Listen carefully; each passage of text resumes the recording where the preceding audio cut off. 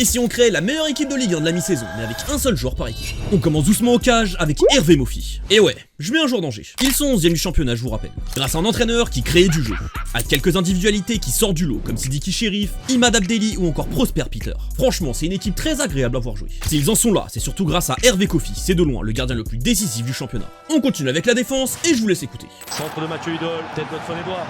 Centre de Mathieu Hudol, tête de son Edouard. Plus sérieusement, il est exceptionnel. On en parle même pour aller à la Coupe du Monde cet été avec les Bleus. Et quand on connaît son histoire, t'as juste envie d'applaudir. À l'opposé, un joueur pas mal sous-coté je trouve. Je choisis Vanderson. C'est pas le joueur le plus sexy de la planète, mais il est plutôt fiable. Surtout défensivement, où il est très solide. Il peut même aider offensivement grâce à sa vitesse. De toute façon, c'est l'un des seuls qui sort du lot dans cette horrible AS Monaco. Pour le duo de la défense centrale, on remercie l'Angleterre. Avec premièrement le Toulousain, Cresswell. Alors lui, il va pas rester longtemps à Toulouse. Ça part déjà de Liverpool et de la Juventus d'ailleurs. Dans les duels, c'est méga solide en plus d'avoir un pet au casque, c'est un guerrier. Alors pas mal de joueurs sortent du lot à Toulouse, comme Dounoum ou Gbo. Mais lui, c'est le rock et le pilier de cette équipe. À ses côtés, merci Marina qui s'est extort pour Niakate.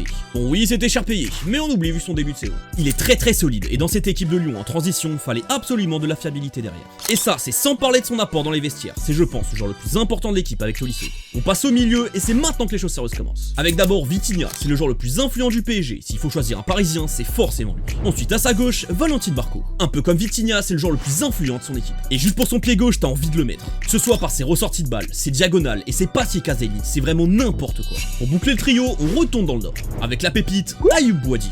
Il a seulement 18 ans et pourtant c'est comme si on le connaissait depuis 4 ans. À chaque semestre, il confirme tout son talent et surtout sa maturité.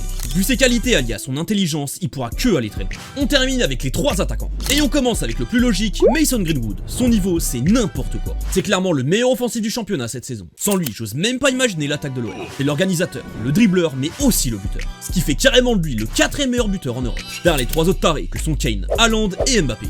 Ensuite, on va rajouter un petit joueur virevoltant. Avec qui d'autre que lui, Ilan Kebal. C'est pour ce type de joueur qu'on allume la télé. Et ouais, même pour le Paris FC. En plus de ça, il est même décisif et leader de son équipe. Il coche absolument toutes les cases. Et enfin pour finir, Esteban Le Paul. C'est tout simplement le meilleur buteur du championnat derrière Greenwood. Bon, à égalité avec Panicelli en vrai. Mais lui, c'est dans une équipe bien plus en difficulté, qui a du mal à se créer des occasions. Il est létal. Du coup, voici le 11 au complet. C'est franchement très fort. N'hésitez pas à mettre le vôtre en commentaire. De like et de vous abonner pour plus de vidéos foot.